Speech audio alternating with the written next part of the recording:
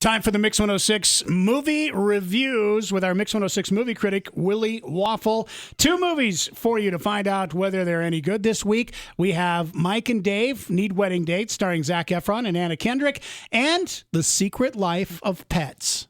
We've got 2 movies this week. One is really funny and one stars Zac Efron, so look out, people. Well, doesn't that happen an awful lot? It really does. You know, it's like there's one movie that we're all excited about, and then there's Mike and Dave Need Wedding Dates, which I don't know who's excited for this movie, but I have a feeling their bubble will be burst. It kind of a little bit reminds me, is it anything like Zach and Miri Make a Porno? Well, you know, it's one of these new raunchy R-rated comedies. Oh, aren't they hilarious? Yeah, when you're a better writer, they are. And I think that's the problem with Mike and Dave Need Wedding Dates. They also need a more imaginative script. So we've got Efron and Adam DeVine as these 2 brothers who think they're the life of the party, but they usually end up messing it all up. And now Mom and Dad have put their foot down. They are not going to ruin their little sister's wedding, so they're going to bring some nice girls. And that's when some not-so-nice girls, played by Aubrey Plaza and Anna Kendrick, decide to pretend to be nice girls so they can get the free trip to Hawaii. So it's not one of those movies that's so stupid that it's funny? No, it's just stupid. Oh. And the real big problem with the movie is that you feel like they're trying so hard to be raunchy, so hard to be vulgar, so hard to be crazy and outrageous, they're forgetting to be funny. You know, the dialogue is just simply a bunch of curse words surrounded by other words. Okay, they're throwing it in like an 8-year-old who just learned the vocabulary of naughty words. Okay, and they're just throwing every one of them in every 5 seconds. It's just forced. And, you know, it's supposed to be kind of outrageous, and it's only a little outrageous. So that leaves our actors yelling and screaming their lines, as if volume will make it funnier. So is there anything funny in it at all? There's a couple of scenes that are kind of goofy and silly, but overall, it just feels like a chore to get all the way through to the end. So what do you give it? Half a waffle. All right. Now, the other movie that seems like they have been promoting for 2 years. I think I saw the first trailer like 2 years ago and was going, oh, wow, this looks funny. It looks really cute. And it's like, it took forever to come out.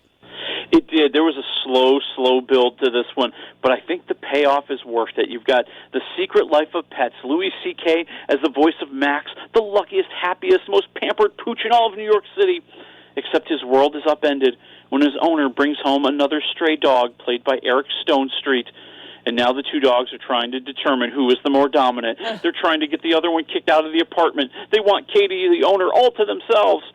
And it gets so crazy, they end up lost on the streets of New York City, captured by animal control. And their only shot at freedom is a crazy, mad rabbit played by Kevin Hart, who will free them if they become part of his gang of unwanted pets who were tossed aside by their owners. Dun, dun, dun. And, you know, it really has been sold to us as kind of like this goofy comedy about, oh, look at all the things the pets do when you're not at home. And there's some of that in the movie, but it's more of an action movie. It's more of you know, the chase movie with a lot of funny scenes in it. And you just haven't lived until you've seen Kevin Hart play a megalomaniacal bunny rabbit, okay? It seems like it would be something similar to like Toy Story. Is it? It really is a lot like Toy Story, but don't tell the lawyers. Oh, gotcha. Okay. Yeah, because they'll get really angry and they'll file motions, and they have that special blue paper I always see on Law and Order. I'm like, that looks kind of cool.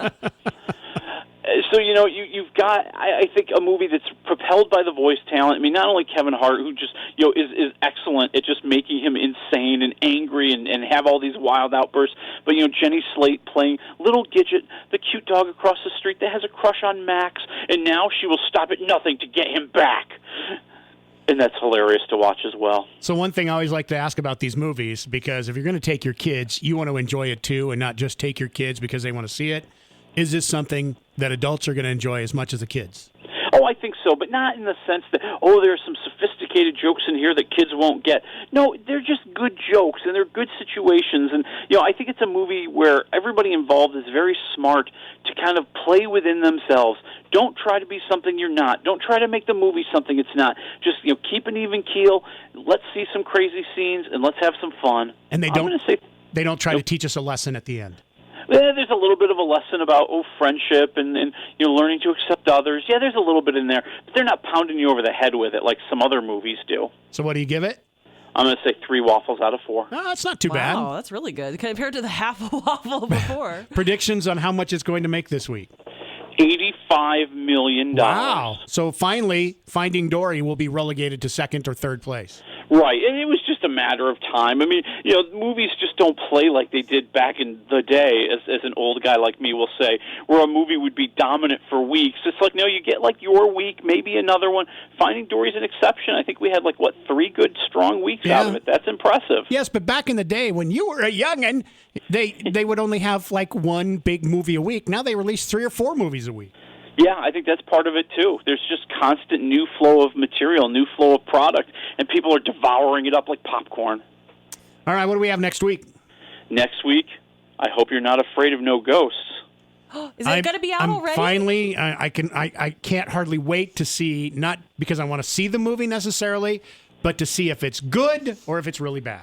Well, and I think that's the debate. Is this Ghostbusters a complete disaster, or is it kind of funny? And then the other question is, and I'm not giving anything away because they've already revealed it, what are Dan Aykroyd and Bill Murray going to do in the movie? All right. We'll talk to you next week. All right. We'll talk to you next week.